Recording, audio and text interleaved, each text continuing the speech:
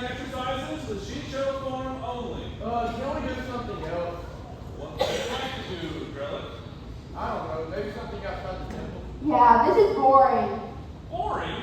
You're running saber combat. You can hardly think of that as being boring. But we've been almost through it for months, haven't stepped 1 foot out. Why can't we go outside, Grello? Well, you have to realize that not so long ago, the Empire controlled all of this, and they hated Jedi. Some of that resentment may still remain. Why should that make us tired? Let me put it this way, from our most important text, the Bible. Shadrach, Meshach, and Abednego were Jews appointed by King Nebuchadnezzar to be officials in the courts of Babylon. Now one day, the king created a golden image, and he decreed that any time music played, everyone should bow down and worship that image. Anyone disobeying this order would be cast into a fiery furnace, almost as hot as your plasma with your lightsabers. Not good at all. Shadrach, Meshach, and Abednego knew that God had forbidden his people from worshiping anything that was not him. And so, when the music played, they did not bow down and worship.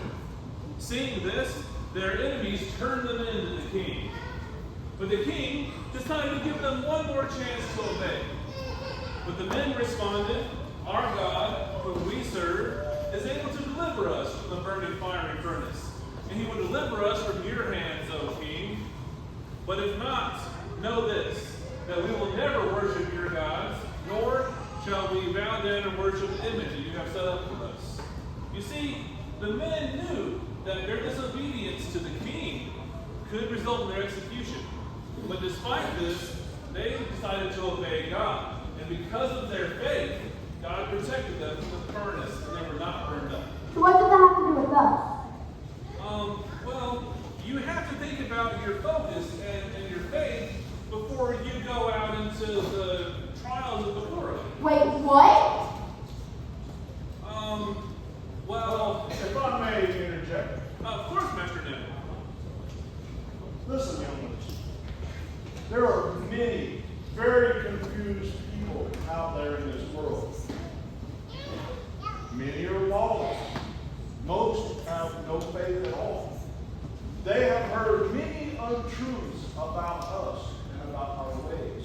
And not only have they heard lies about the Jedi, but also about the leaders of the New Republic and of Christians in general. So, before we can send you out into the doors of this world, we're not going to send you outside these walls until we know that you are prepared and you're ready to face any challenge.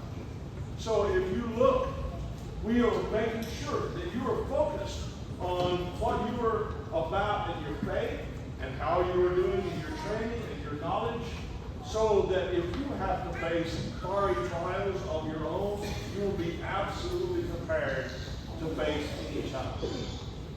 Oh, I get it now.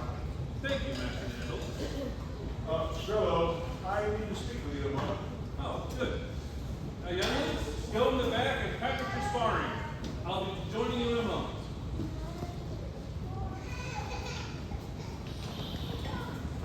Grello, I have news. The Jedi Council has decided that it's about time for you to take on your own Padawan and to share your knowledge with them. Are you certain, Master? I didn't do such a good job teaching a moment ago. The Council's decision is firm on this. You are ready, Grello. And I have more news. An old friend of yours has returned to the planet Fulgra. Master Betrell! Hey, kid. You look great. A Jedi now. And ready to take a Padawan of your own. You've heard the news of the council? Heard it? It was my idea. I've been elevated to the council and granted the rank of master. What?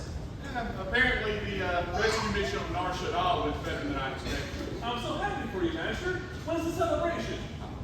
No celebration. I'm not one for pomp. It's the work that's important. Well, speaking of work, Master, I'm not so certain I'm ready to pass on and teach someone the ways of the Jedi. Why not? You've been working for the Jedi Council training younglings for months. You have extensive telepathic abilities that need to picnics you need to go with your Padawan. But you weren't here earlier, Master. I tried to use the story of Shadrach, Meshach, and Abednego to teach the younglings why they shouldn't wander aimlessly in Bakura. So, with that story, you were probably teaching them how to use their Jedi abilities to topple a cruel government and take down the king. No. No? Oh, well, were you teaching them to fight fire with fire, using the fiery furnace as a metaphor? No, Master. How much combat did you see on that rescue mission? I'm concerned it's having an effect. Then tell me, Grello, what was the point?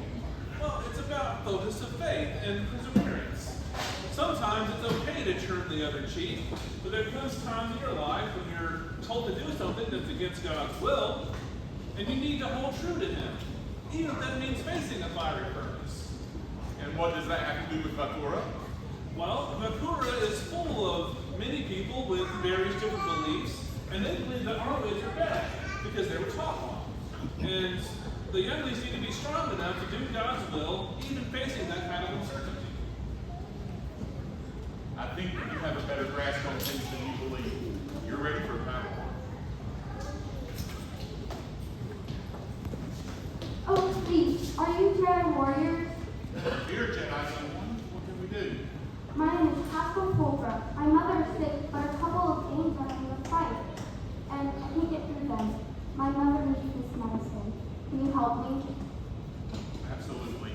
Grello, Master Nandle, I think that Bakura is going to be every bit as exciting as an Jedi. You don't have to sound so excited about it, Master. Will the Jedi reach Haspa's mother in time? Will they be able to get past the fighting games? And will Grello find his place as a teacher?